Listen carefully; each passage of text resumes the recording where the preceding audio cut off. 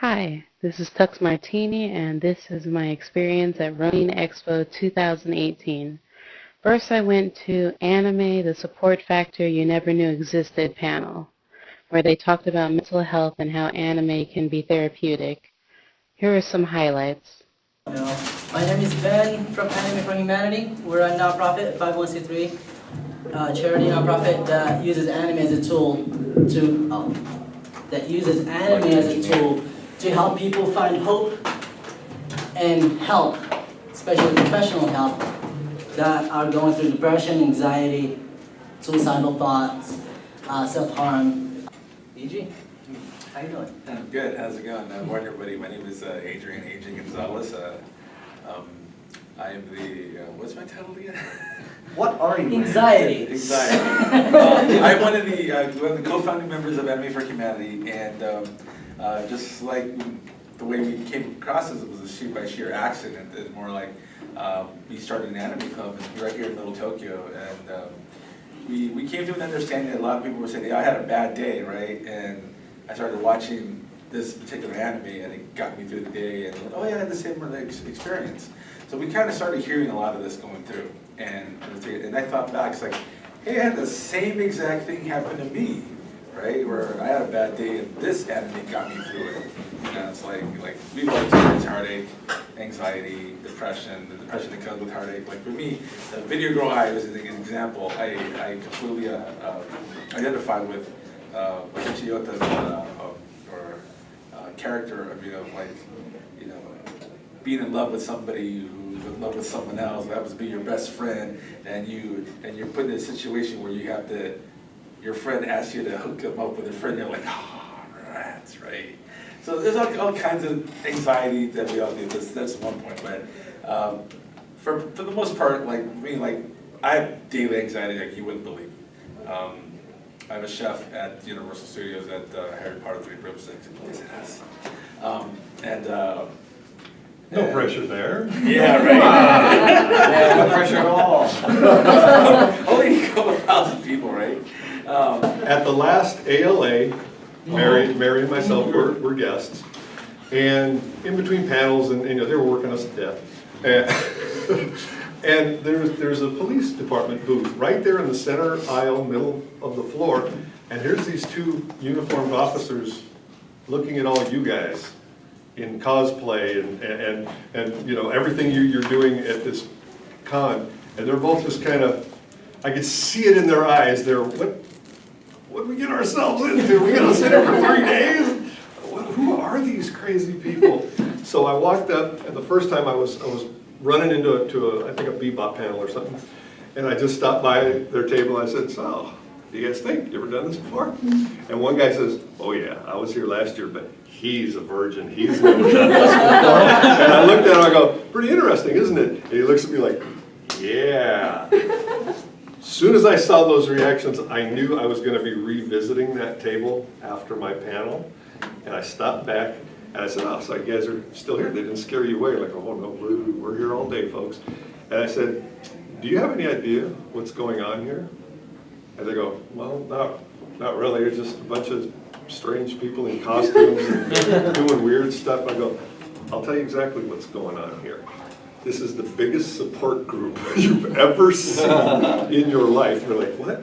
I go, these people out in the regular world may have nobody that understands them, nobody that can help them with all their social issues, with anxiety, depression, anything. They go, here, when they're in this building, this is a giant support group, they all love each other. I said, you guys are probably gonna do nothing all weekend except sit there, because this is gonna be the friendliest, most supportive crowd you've ever seen. These people are not here to do battle with each other, they all love each other, and they have a common interest.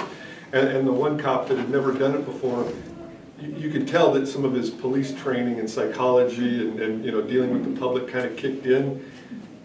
And then I saw him in a totally different light, looking at everybody for the rest of the con like, I would have never thought of that, ever, in a million years, that's how you look at these cons, is this is a group of people with a common interest, and they can actually talk to each other about things they can't even talk to their family and friends about. So it was a great moment. It's, trying to keep the eyes from getting watery. Yeah, that's what makes what we do beautiful. It's really Like, rewarding. you worked on the dub of Cowboy Bebop, right? I did all the 5-1 remixes for the new versions. Before you go, I have like a message for you. So there's a member from Anime for Humanity, his name is Adam Briggs, and he said literally Cowboy Bebop saved him. Yeah, Committed suicide. I've heard that. Believe me, And I've he's heard grateful that. for the work that you did, grateful for Cowboy Bebop. So he said thank you. Oh, he is quite welcome. It's the least I could do. I've had a few people tell me that Trigun got them through the worst period of their lives, and so when Mary and I hear that stuff, it's like, oh yeah, we're going to keep doing these cons. This is amazing. Yeah. After walking around, I got pretty hungry, so I ate bun. It was filled with beef. It was very good. Then I got to interview some nice cosplayers. Am I enjoying Ronin Expo? Are you guys enjoying Ronin Expo? Yeah. Yeah, I love Ronin Expo. Ronin Expo for life. So far, this is my favorite Ronin Expo. This is actually the first one I've been to, but it's pretty cool. I like it. Okay, let's start with you over here. We're from Samurai Champloo. I'm Gene. I'm Fu. And I'm Mugen. We're really hungry all the time. We're really hungry all the time.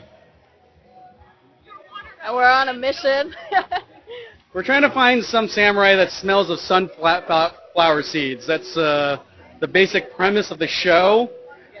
Fu is this waitress that got together these two, I guess, samurai who are at odds with each other. And after this, we're supposed to kill each other, right? Yeah, we're going to kill each other after Ronin Expo. Right. But, yeah, that's what the show is about, and that's what we're living right now. Yeah. Yeah, so... Murder, death, suicide pact. Right. What does anime mean to me? Anime means big bowl of cereal when I was like 8, watching Star Blazers. That's how old I am. I guess it's Battleship Yamamoto to the, I guess, people who were schooled in that. Get real here. Yeah, let's get real. And that's about it. I mean, technically that's the same thing, except replace the cereal with beer. What about you? Oh. Anime is my Star Wars.